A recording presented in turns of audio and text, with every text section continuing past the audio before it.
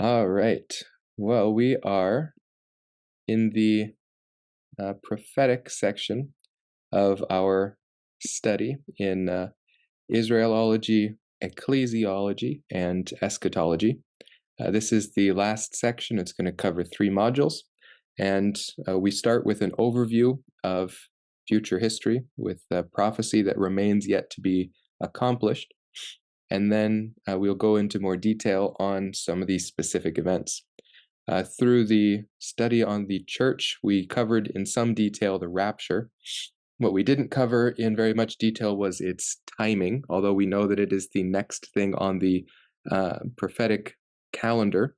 We don't have any specific date for it. Other things we can correlate to different events that will happen in the future. For example, we know that the tribulation will be 7 years. We know that it starts with the signing of a peace deal. We don't know when that peace deal will be signed, though, so we don't know when the calendar starts. But there is absolutely nothing that corresponds to a date on the calendar for the rapture. It will happen as an absolute surprise to everyone and everything.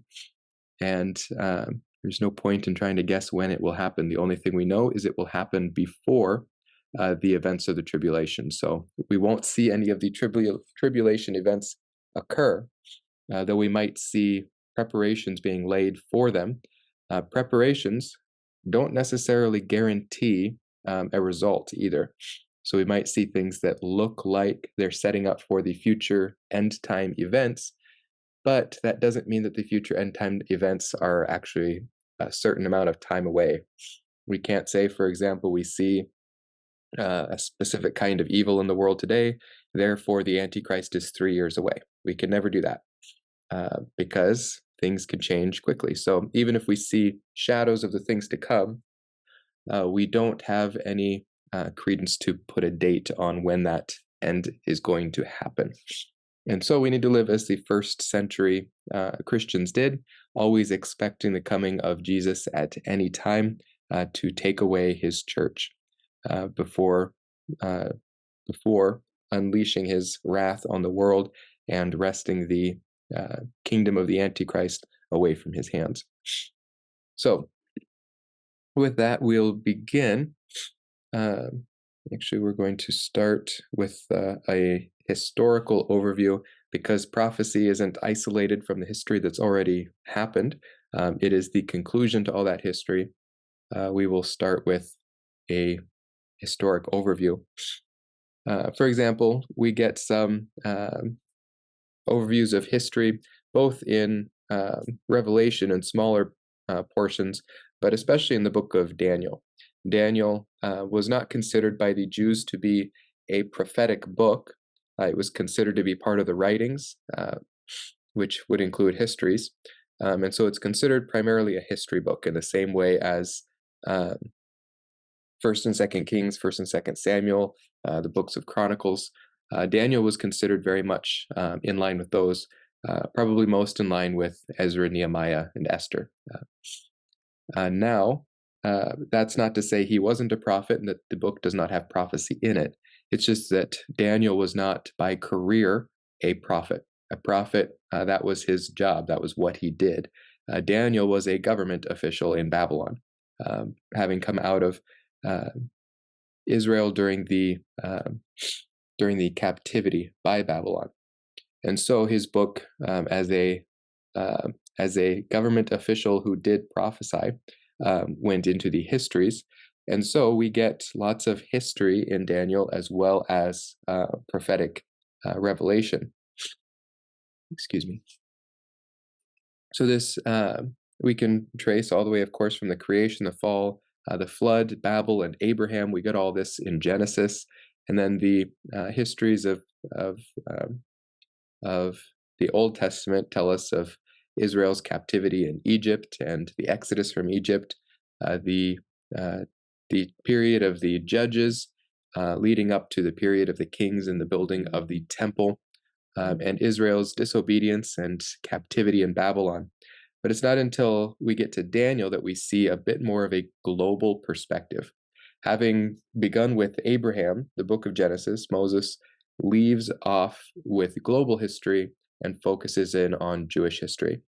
Now, in Daniel, he's still very focused on Jewish history, but his perspective expands out to the entire world, and we begin to see God's plan for all of creation leading towards his ultimate victory. And of course, we can see his ultimate victory in certain sections of Daniel that are prophetic.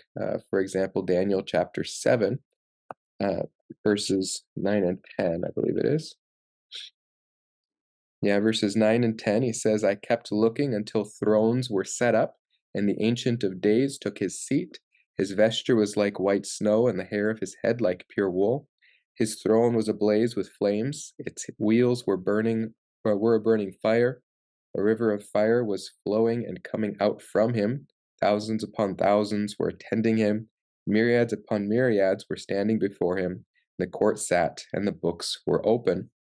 As we move forward into verses 13 and 14, we see this thoroughly located in the end times. It says, I kept looking in the night visions, and behold, with the clouds of heaven, one like a son of man was coming. And he came up to the Ancient of Days and was presented before him. And to him was given dominion, glory, and a kingdom, that all the peoples, nations, and men of every language might serve him. His dominion is an everlasting dominion which will not pass away, and his kingdom is one which will not be destroyed. So we see in Daniel, in multiple occasions, chapter 2, chapter 7, chapter 10, chapter 12, these all look forward to this final coming kingdom, which the Son of Man, the Messiah, will rule.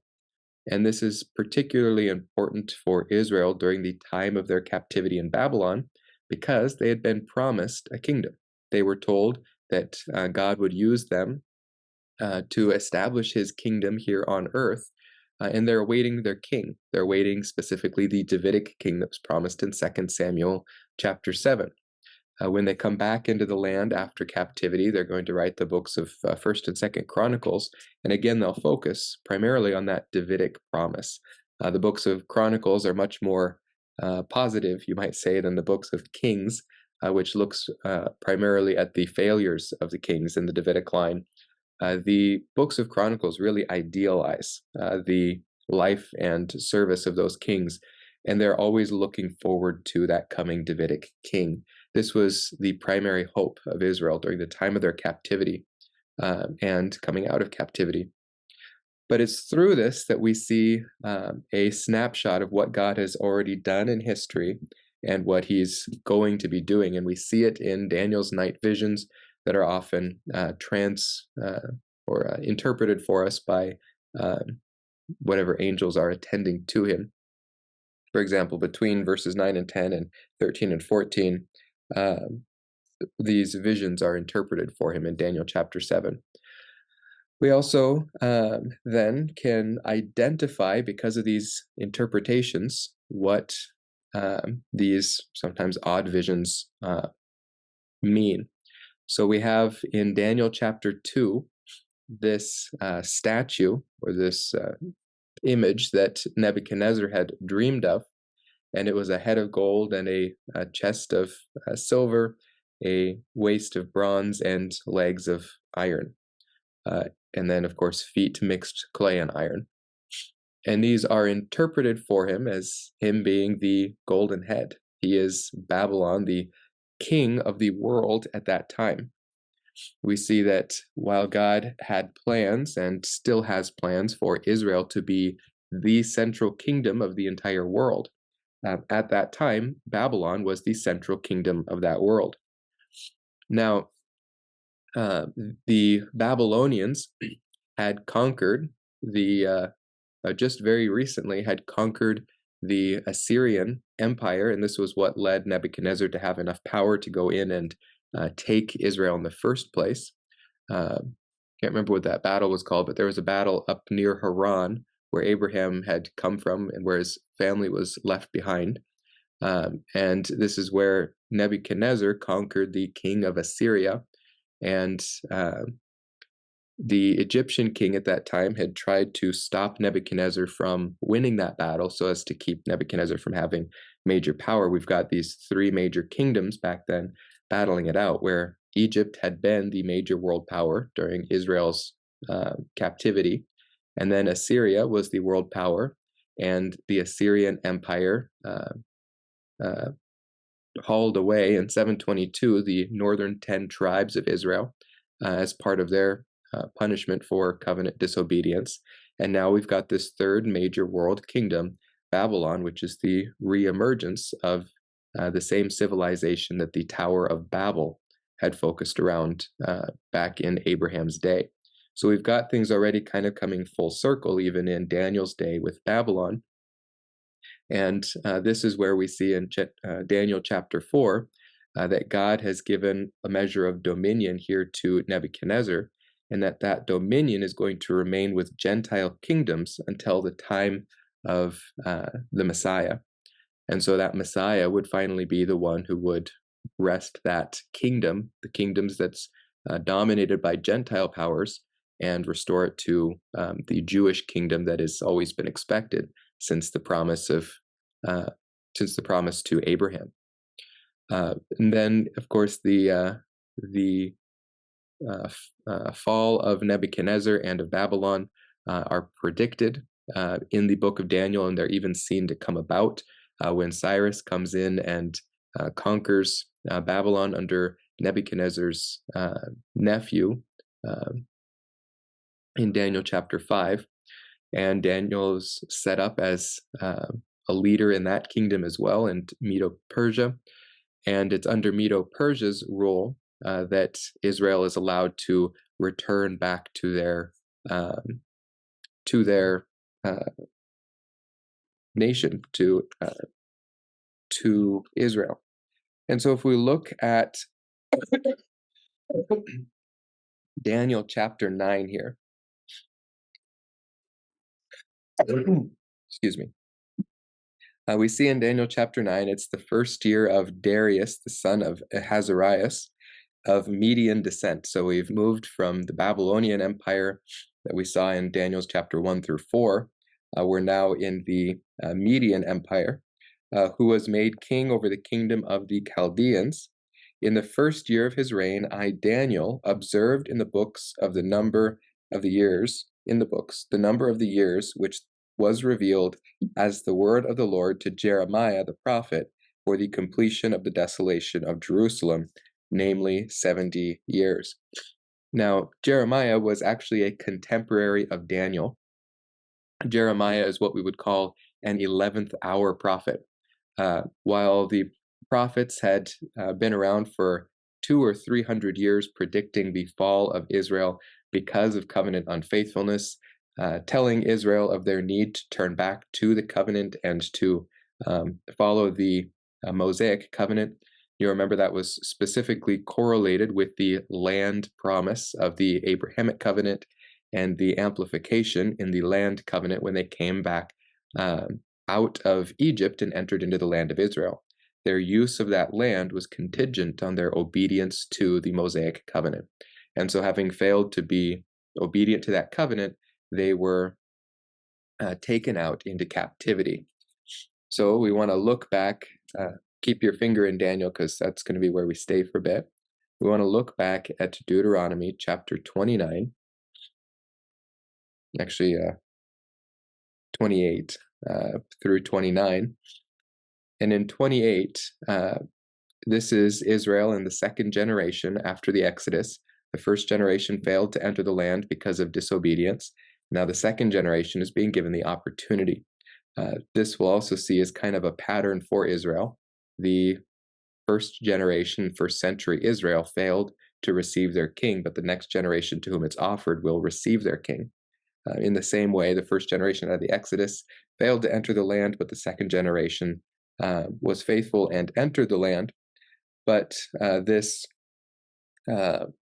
cycle of judgments is told to Israel that they would undergo, and this is what we see the blessings at Gerizim after the curses on Mount Ebal in chapter 27.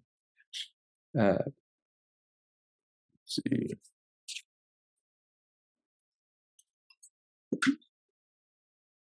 Yeah, so it's all in the context. They're entering into the land. these will be the curses for failure, these will be the blessings for success. And then I'll look in verse. Oh, it's a lot of cursing. Okay.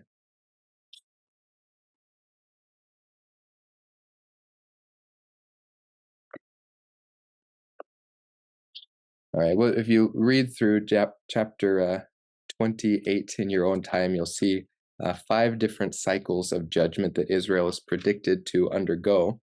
These are also told to us in Leviticus chapter 26, verses 40 through 44. But then we get to chapter 29, and we've got this covenant. That's the land covenant.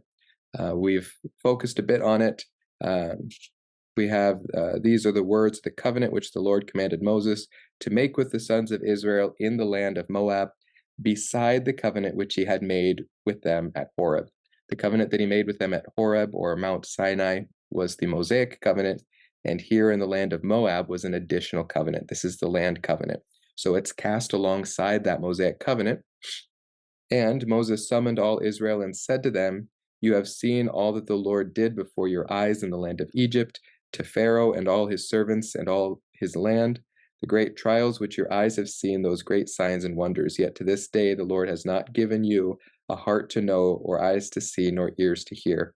I have led you 40 years in the wilderness. Your clothes have not worn out on you, and your sandals has not worn out on your foot. You have not eaten bread, nor have you drunk wine or strong drink, in order that you might know that I am the Lord your God. When you reach this place, Sihon, the king of Heshbon, Og, and the king of Bashan came out to meet us for battle, etc., etc. Goes back and he reiterates God's faithfulness and Israel's unfaithfulness. Looking forward into verse 22, he says, "Now the generation to come, your sons who rise up after you, and the foreigner who comes from a distant land, when they see the plagues of the land and the disease which the Lord has afflicted it, will say, all its land is brimstone and salt, a burning waste, unsown and unproductive, and no grass grows in it. Like the overthrow of Sodom and Gomorrah, Admah and Zeboim, which the Lord overthrew in his anger and in his wrath, all the nations will say, why has the Lord done thus to this land? Why this great outburst of anger?" So already, before they enter into the land that's been promised to them, they are told of a future generation that will be sent into exile, and one that will be sent into some extreme bout of exile, one in which the land itself will suffer, and when any foreigner comes to that land, they will see it and say, basically, what a God-forsaken land. Ironically, I even have it here on my shelf.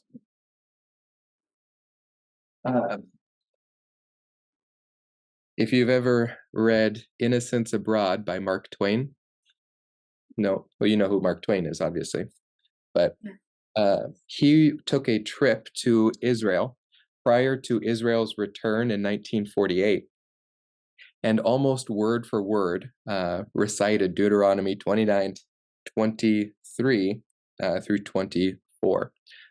He went to that land and basically said, what a God-forsaken land. It's filled with malaria.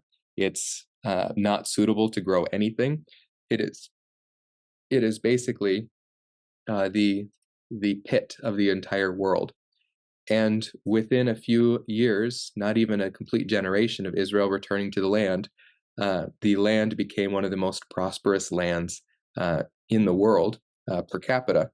And this is part of the blessing of the Lord with the people of Israel, that he will bless them in the land. But Israel, just like Adam, when he's told, when you eat from this tree, surely you will die, not if you eat from this tree. So Israel, in entering into the promised land, is told, when you disobey this covenant, this will be the response.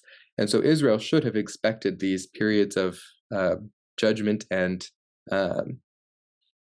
discipline for covenant disobedience. Nevertheless, because of a lack of study in their own prophetic word, They did not anticipate this and were caught off guard every time and did not turn back to the Lord on many, many occasions. In fact, we go through books like First Kings, Second Kings, and we see one or two good kings in Judah. There's a few more in Second Kings, and not a single good king in Israel. And they're very naturally hauled off in captivity. They go through these cycles of judgment that God had predicted. But that Mosaic covenant cannot override God's overarching promise to Abraham. It only regulates each generation's experience of the blessings. It does not regulate whether or not it belongs to Abraham, Isaac, and Jacob and their descendants. And so Moses goes on here in Deuteronomy 29:25, says, "The men will say, because they forsook the covenant of the Lord, the God of their fathers, which he made with them when he brought them out of the land of Egypt." That's the Mosaic covenant. Because they forsook the Mosaic covenant, God disciplined them. "They went and served other gods and worshipped them, gods whom they have not known, and whom he had not allotted to them. Therefore the anger of the Lord burned against that land to bring upon it every curse which is written in this book. And the Lord uprooted them from their land in anger and in fury and in great wrath, and cast them into another land, as it is this day. The secret things belong to the Lord our God, but the things revealed belong to us and to our sons forever, that we may observe all the words of this law." Interestingly, there at the end of this statement, there's what I interpret as an encouragement similar to the ones we get in the New Testament to pay attention to prophecy. If God has revealed it, it's for our understanding and it's for our edification, and it is to prepare us. It's to give us hope, but for Israel specifically, it is to prepare them because they have responsibilities in that land. And then, so here they've got this promise that they will be sent into exile at some point in their future. But restoration is promised in chapter 30. "So it shall be when all of these things have come upon you, the blessings and the curse, which I have set before you, and you call them to mind in all nations where the Lord your God has banished you." Now that's important enough to even to underline that this is in all the nations where the Lord your God has banished you. Because, keep in mind, Israel, while they're in Babylon, is not spread out into all the nations of the world. They are in one nation. They have been pulled out of theirs and brought into the kingdom of Babylon. "And you return to the Lord your God and obey him with all your heart and soul, according to all that I commanded you today, you and your sons. Then the Lord your God will restore you from captivity and have compassion on you, and will gather you again from all the peoples where the Lord your God has scattered you. If your outcasts are at the ends of the earth, from there the Lord your God will gather you back, and from there he will bring you back. The Lord your God will bring you into the land which your fathers possessed, and you shall possess it, and will prosper you and multiply you more than your fathers. And then, moreover, the Lord your God will circumcise your heart and the heart of your descendants to love the Lord your God with all your heart, with all your soul, so that you may live." Now, that last portion, though it's not revealed yet to the sons of Israel, is a promise of the future new covenant. The new covenant that Jeremiah in Jeremiah 31 through 36 reveals to them. And this is the covenant that would replace the Mosaic covenant. It's at that time, in that future period when God restores them from captivity, that he will also render them regenerated, so that their hearts might love him fully. So this is the promise that they have. They have this expectation of a coming deportation. They have the expectation that God would rescue them when they turn back to him, and that at that point, the coming future kingdom would arrive on the earth, that Israel would be in their land, and they would be fully restored without the expectation of any further deportation after that, because they would be made perfect.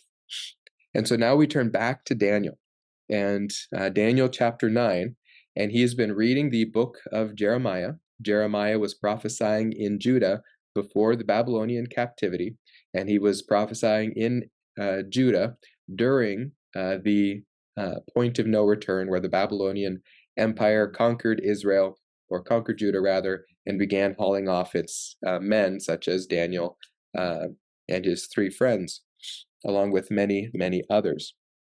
And it's also in Jeremiah where the emphasis on the new covenant, this guarantee of a future perfect restoration of Israel, is emphasized. And so this is at the forefront of Daniel's mind as he sees that the time period that Jeremiah had specified for Israel's captivity has begun to reach its end. Jeremiah had promised that they would be in captivity for 70 years. And so Daniel, naturally in his mind, has equated this with the coming of the kingdom that God has promised. And so, reading in chapter 9, verse 2, in the first year of his reign, I, Daniel, observed in the books the number of the years which was revealed as the word of the Lord to Jeremiah the prophet for the completion of the desolation of Jerusalem, namely 70 years. So I gave my attention to the Lord God to seek him by prayer and supplication, with fasting, sackcloth, and ashes. I prayed to the Lord my God and confessed and said, Alas, O Lord, the great and awesome God who keeps his covenant and loving kindness for those who love him and keep his commandments. We have sinned, committed iniquity, acted wickedly, and rebelled, even turning aside from your commandments and ordinances. Moreover, we have not listened to your servants, the prophets, who spoke in your name to our kings, our princes, and our fathers, and all the people of the land. Righteousness belongs to you, O Lord, but to us open shame, as it is this day. To the men of Judah, the inhabitants of Jerusalem, and all Israel, those who are nearby and those who are far away, in all the countries to which you have driven them, because of their unfaithful deeds which they have committed against you. Daniel is here tying this to this promise in Deuteronomy chapter 30, that God would restore them at the end of their captivity. Open shame belongs to us, O Lord, to our kings, our princes, and our fathers, because we have sinned against you. To the Lord our God belong compassion and forgiveness, for we have rebelled against him. Nor have we obeyed the voice of the Lord our God to walk in his teachings which he set before us through his servants the prophets. Now he goes on and on and on here. It's all very good and edifying, but we come to the end of his prayer. Verse 19, he says, O Lord, hear. O Lord, forgive. O Lord, listen and take action. For your own sake, O my God, do not delay, because your city and your people are called by your name. What Daniel is doing here is he is confessing the sin of Israel for failing to keep the law of Moses, and having been banished into captivity, and he is calling on the Lord to have the Lord restore them and their kingdom.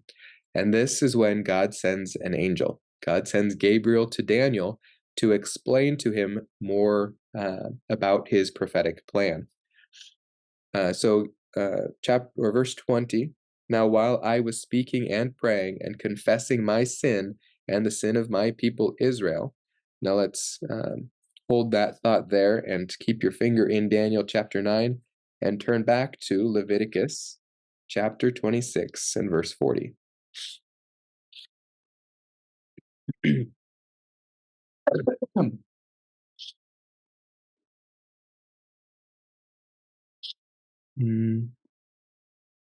So the beginning of chapter 26, we get again those blessings for obedience and the cursings for disobedience. The blessings in verses 1 through 13, the cursings in 14 through 41. And then we have their expected or anticipated captivity. But verse 41, we'll look in verse 40, that's right. If they confess their iniquity. So Israel, after disobeying this, the covenant with Moses, if they come and agree with God about this covenant disobedience and agree with him about the the aim of the law, essentially. So they're agreeing with him that what they did was sin, that this was iniquity, and the iniquity of their forefathers. That's an interesting statement. We'll come back to that idea. Maybe not today, but we'll come back to that idea. In their unfaithfulness which they committed against me, and also in their acting with hostility against me. So they've acted unfaithfully to God in their covenant, and they've acted in hostility against him. Now, I guess I'll tip my cards a bit to what I think this refers to. This looks forward because God has the full understanding of history, even though he hasn't revealed all of the events to his people yet. Israel, in the distant future, even from now, possibly not so distant, but in the future from now, will not only confess their own rejection of the Messiah, but they will confess the rejection of the Messiah by their ancestors in first century Israel, the very ancestors who rejected Christ when he offered the kingdom to them. So they have not only their own personal unbelief to change their mind about, but also recognizing the failure to identify their Messiah in their ancestors as well. And that's the confession of their iniquity, because the ultimate breaking of the law of Moses was the failure to recognize the one who kept it perfectly. And then we have this unfaithfulness which they committed against me. So they were unfaithful to him, but also hostility that they committed against him. And this, of course, came in their rejection of him. Then in verse 41, it says, I also was acting with hostility against them, to bring them into the land of their enemies, or if their uncircumcised heart becomes humbled, so that they then make amends for their iniquity, then I will remember my covenant with Jacob. I will remember also my covenant with Isaac, and my covenant with Abraham as well, and I will remember the land. For the land will be abandoned by them, and will make up for its Sabbaths, while it is made desolate without them. They, meanwhile, will be making amends for their iniquity, because they rejected my ordinances, and their soul abhorred my statutes.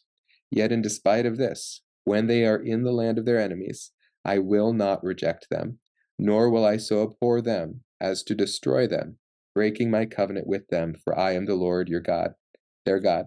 But I will remember for them the covenant with their ancestors, whom I brought out of the land of Egypt in the sight of all the nations, that I might be their God. I am the Lord. And so, this is on Daniel's mind as he's praying this. If he confesses Israel's sin, which he is interpreting here as the failure to keep the law of Moses, if he confesses this, the Lord will remember the covenant and restore them to the land. And so,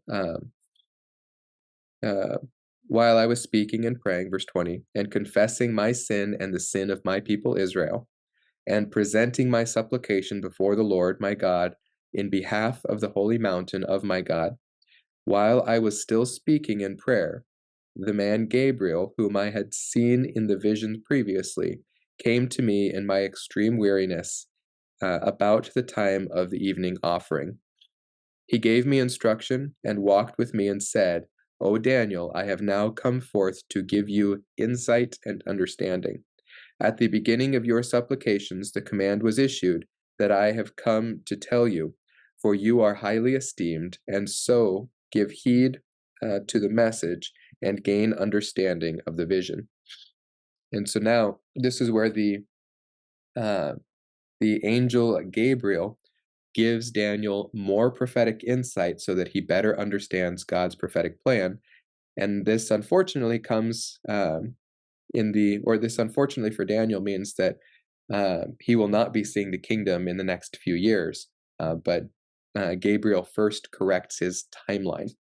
He says, 70 weeks have been declared for your people and your holy city. Now, what this means, because it's kind of difficult to understand translated literally into English like this, the term for a week is literally just a set of 7. The days in Israel, or a week in Israel, literally just means 7, a 7. And so what the angel Gabriel here is saying, he is, remember, connecting this to the beginning of Daniel's prayer where he says, 70 years had been predicted by Jeremiah. Gabriel says not 70 years, 70 sets of 7 years, 70 weeks. Kind of like the same way where we say a month of Sundays to mean basically a year or close to a year, 40 weeks. Here he's saying 70 different sets of 7 are going to happen from this point forward until that kingdom comes. So 70 weeks have been decreed for your people and your holy city. And now he gives a list of 6 reasons why it can't come yet. He says to finish the transgression. Daniel is here praying concerning the transgression of Israel. Gabriel says the transgression's not finished yet. Israel is still going to commit that transgression that is going to cause them to be cast out into all the nations of the world. Right now, this is not the fulfillment of that. And then to make an end of sin. This is going to come in the final sacrifice expected by the Mosaic covenant, which will be, of course, the Messiah himself, to make atonement for iniquity, to bring in everlasting righteousness, to seal up vision and prophecy, or in other words, to fulfill vision and prophecy, and to anoint the most holy place. So these things have yet to remain before the kingdom will arrive. And so you are to know and discern that from the issuing of a decree to restore and rebuild Jerusalem until the Messiah the Prince, there will be 7 weeks and 62 weeks. In other words, 7 sets of 7 years and 62 sets of 7 years. It will be built again with with plaza and moat, even in times of distress. And this is seen in the books of Ezra and Nehemiah. Then after, excuse me. Then after the 62 weeks, the Messiah will be cut off and have nothing. And the people of the prince who is to come will destroy the city and the sanctuary, and its end will come with a flood. Even to the end there will be war, desolations are determined. This verse 26, pretty much encapsulates our entire next module, that whole tribulation period. It's going to become a very central focus in Israel's prophetic future. And he will make a firm covenant with the many for 1 week. That will begin the tribulation period. But in the middle of the week, he will put a stop to sacrifice and grain offering.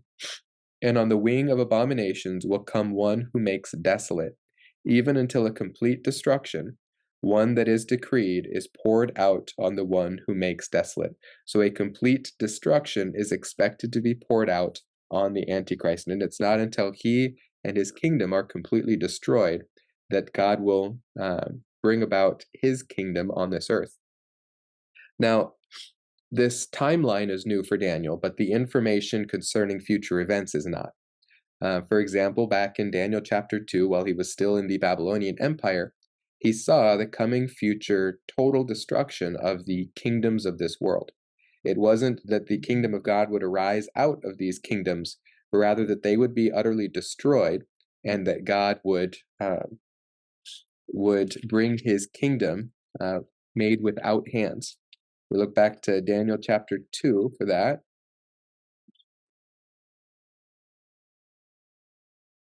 Daniel chapter 2, verse 44. In the days of those kings, the God of heaven will set up a kingdom which will never be destroyed, and that kingdom will not be left for another people. It will crush and put an end to all these kingdoms, but it will itself endure forever. Inasmuch as you saw that a stone was cut out of the mountain without hands, and that it crushed the iron, the bronze, the clay, the silver, and the gold, the great God was made known to the king what will take place in the future. So the dream is true and the interpretation is trustworthy.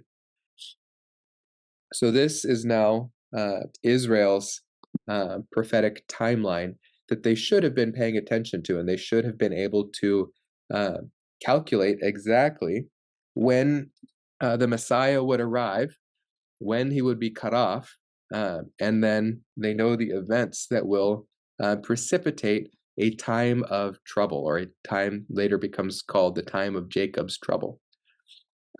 Again, this is not new prophetic information for Daniel, only God is adding to his understanding the timeline on which it will occur.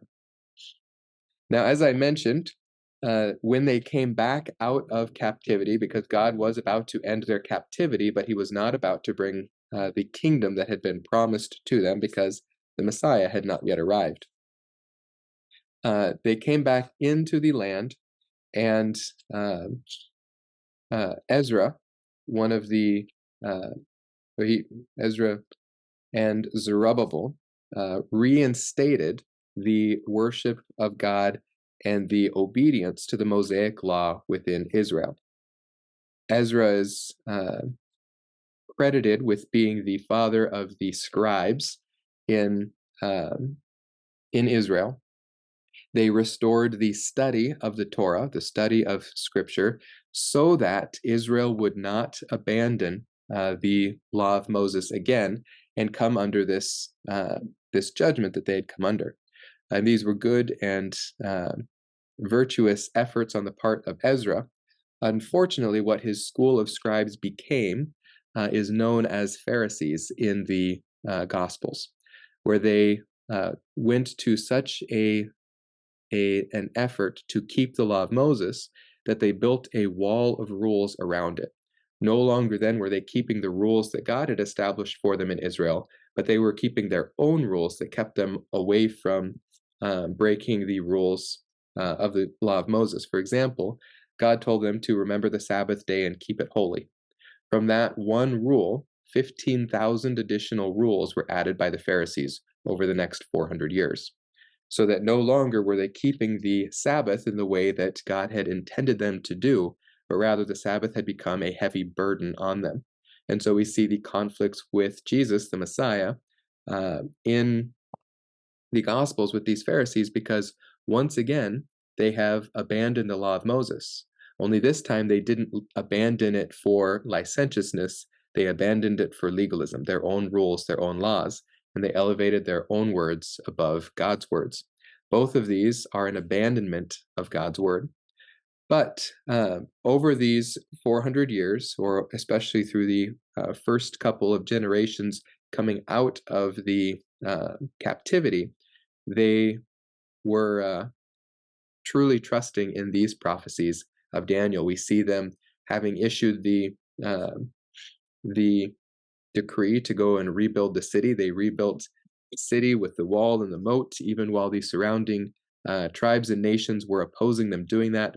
Again, that's Ezra and Nehemiah. And then even in Second Chronicles, which this was how the Hebrew Bible ended. It didn't end with Malachi the way our Bible does, but rather it ended with Second Chronicles. And we see that this is the hope that the Hebrew Bible ends on. In 2 Chronicles 36, 22 to 23, it says, in the first year of Cyrus, king of Persia, in order to fulfill the word of the Lord by the mouth of Jeremiah, the Lord stirred up the spirit of Cyrus, king of Persia, so that he sent a proclamation throughout his kingdom, and also put it in writing, saying, Thus says Cyrus, king of Persia, the Lord, the God of heaven, has given me all the kingdoms of the earth, and he has appointed me to build him a house in Jerusalem, which is in Judah. Whoever there is among you of all his people, may the Lord his God be with him, and let him go up. So this was how the Hebrew Bible ended, with this fulfillment of the first set of 7 weeks that was promised. And now the anticipation or the expectation that 62 weeks later, 62 sets of 70 years later, the Messiah would come and be cut off. And so we've got 5 minutes here. So we turn into the book of Matthew, chapter 2.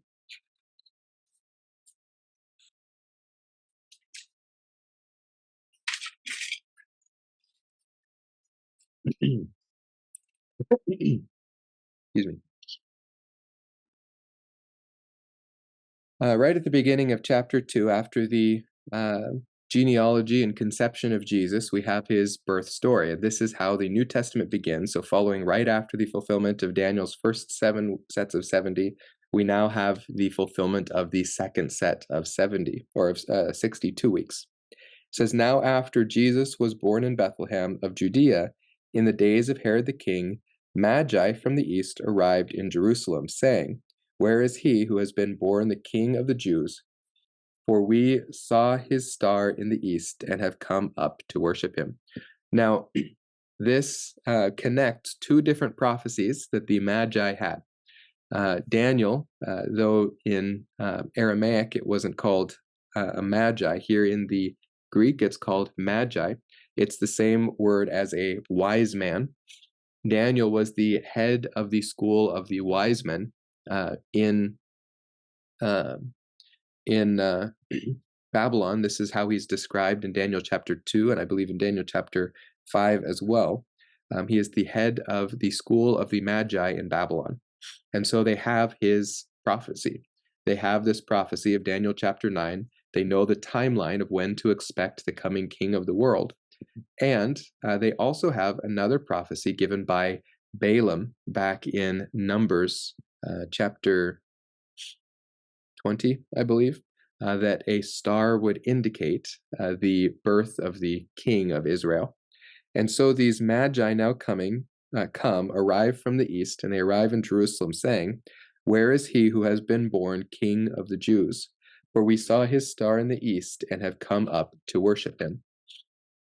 When Herod the king heard this, he was troubled, and all Jerusalem with him, gathering together all the chief priests and scribes of the people.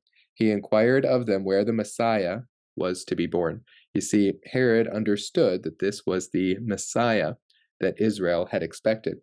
And what we see here is that the scribes of the people, remember the scribes were founded by Ezra, they also knew where to expect him. They said to him, "In Bethlehem of Judea, for this is what has been written by the prophet, and you, Bethlehem, land of Judah, are by no means least among the leaders of Judah, for out of you shall come forth a ruler who will shepherd my people Israel."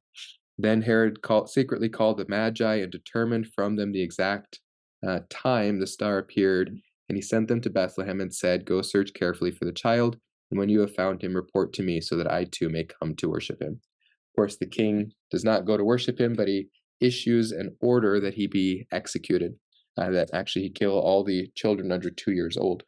So that is a look at the prophetic expectation in history.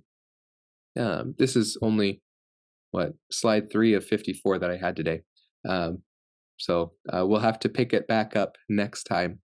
But this is, I think, a good beginning foundation for launching then into world history future, because we've already seen world history as it concerns the birth of the Jewish people and the birth of the church. And now we look forward to the coming promised kingdom. And that's not divorced from what has come already in Scripture. It's not just the book of Revelation that tells us about future events.